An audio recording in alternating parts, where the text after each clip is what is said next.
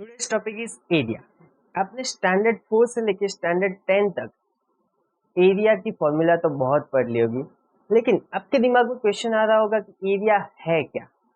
तो उसकी डेफिनेशन से हम शुरू करेंगे और उसकी फॉर्मूला तक सब कुछ पढ़ेंगे। उसकी एरिया कैसे बनती है, किसे हम एरिया बोलते हैं, वो भी एक समझना जरूरी है, क्योंकि मैथ्स कोई रटने वाली चीज नहीं है। मैथ्स को आपको प्रैक्टिकली समझना पड़ेगा। ठीक है, तो एरिया की फॉर्मूला आज तक जो भी रटी है उसे हम निकाल दो, और आज से हम समझेंगे नई एरिया की फॉर्मूला, मतलब बनेगी कैसे। फॉर्मूला सेम ही रहने वाली है, फॉर्मूला चेंज होती नहीं है। ठीक है, डेफिनेशन से शुरू करते हैं। The total space taken up by a flat shape of an object is called its area. दूसरी लैंग्वेज में बोले तो the space enclosed by the boundary of a plane figure is called its area. यानी कोई भी plane figure हो, यानी 2D shape की जो भी फिगर हो, उसको आप उसकी बाउंड्री को कवर करें तो उसके बीच का जो भी पार्ट है उसे हम क्या बोलेंगे, एरिया। अब एरिया मेजर किस में होता है? Area is measured in square units like centimetre square and metre square. Area किस में मेजर होता है? किसी के भी स्क्वायर में, या तो सेंटीमीटर का स्क्वायर ले लो या तो मीटर का स्क्वायर ले लो। Area of 2D shapes, first one is area of rectangle. उसकी डेफिनेशन है the space enclosed by the boundary of a rectangle is called area of rectangle. यानी रेक्टेंगल की जो भी बाउंड्री आपको दी है उसको हम एनक्लोज करेंगे, मतलब उसके बीच का जो भी पार्ट है उसे हम बोलेंगे एरिया। इसे बोलते हैं एरिया। अब उसकी फॉर्मूला कैसे बनेगी?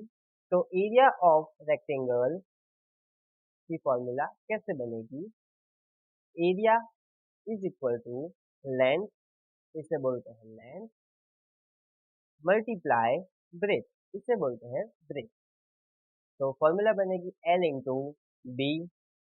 Second one is area of square, same definition, the space enclosed by a boundary of a square. जो स्क्वायर की जो बाउंड्री है उसके बीच में जो एनक्लोज हो रहा है उसे बोलेंगे एरिया। ठीक है, अब उसकी formula area of square is equal to length multiply length, क्योंकि इसमें क्या होता है, सारी लेंथ स्क्वायर में इक्वल होती है, तो इसे भी लेंथ बोलेंगे, इसे भी लेंथ बोलेंगे। ठीक है, तो L is equal to L into L is equal to L का square. Third one is area of quadrilateral. कोई भी क्वाड्रिलेटरल ले सकते हो आप इसमें। The space enclosed by a boundary of a quadrilateral is called area of quadrilateral. हम लेते हैं क्वाड्रिलेटरल में पैरेललोग्राम, तो area of parallelogram is equal to height. Parallelogram में इसे बोलते हैं हाइट, इनटू बेस, इसे बोलते हैं base, is equal to h into B. तो एरिया ऑफ पैरेललोग्राम क्या बनेगी, h into B. Fourth one is area of triangle. The space enclosed by the boundary of a triangle is called area of triangle. अब area of triangle, तो area of triangle को हम दूसरी language में parallelogram का half भी बोल सकते हैं। कैसे? दिमाग में क्वेश्चन आ रहा होगा कि कैसे। तो ऐसे दूसरा ट्राइंगल ड्रॉ किया जाए तो ये पैरेललोग्राम बन गया। तो जो पैरेललोग्राम का जो पूरा एरिया होता है उससे आधा होगा एरिया ऑफ ट्राइंगल। तो area of triangle is equal to 1/2 into area of parallelogram, यानी एरिया ऑफ पैरेललोग्राम की जो फॉर्मूला है उससे आधा। तो इसे बोलते हैं h, और इसे बोलेंगे b, यानी कि base. Is equal to formula बनेगी 1/2 into h into B. Fifth one is area of circle.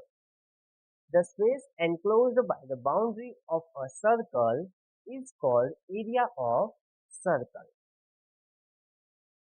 जो भी उसकी बाउंड्री है उसके अंदर के पार्ट को बोलेंगे हम एरिया। अब यहाँ पे जो सर्कल है वो कैसा होता है, कर्व्ड पार्ट। तो अब यहाँ पे कर्व पार्ट के लिए ऑलवेज हम क्या यूज करते हैं, पाई।